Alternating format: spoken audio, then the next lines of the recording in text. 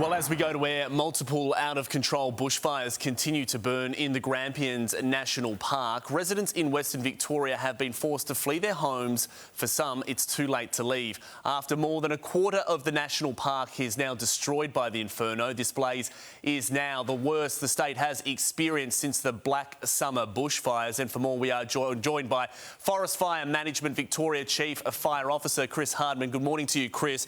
All right, walk us through this one. Residents in those affected areas, they have been told that it is too late to leave. How are they receiving this information? I have to say, David, that the residents in Western Victoria and the Grampians fire have been exceptional in how they have responded to the messages for emergency services. Yesterday we had one of our worst fire days since Black Summer. The fire is now at 74,000 hectares, so that has a perimeter of around 360 kilometres. There are well over 1,000 firefighters that were out protecting community yesterday, and I have to say that all of those local communities around that fire have been exceptional. People that were asked to leave early, they did.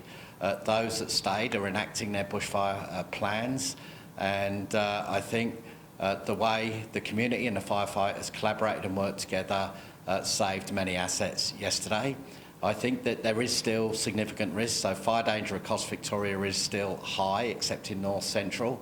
There's been lightning across the state last night, so we could get new ignitions. It's that time of year here in Victoria where bushfires are an everyday part of our lives, but certainly the people in the Grampians got through a really bad day yesterday. There have been some losses.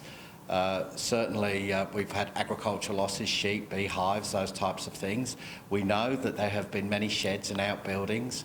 We're not informed yet of any primary residences, but we will evaluate the losses today to see how locals have fared. It's always a really tough time for people, and I'd just like to acknowledge and thank them for how they've carried themselves through this really difficult time. Chris, you just touched on it there. Look, these conditions, they have been so unpredictable. The area, even as you said, saw some rainfall overnight, yet temperatures have soared to 40 degrees in some areas.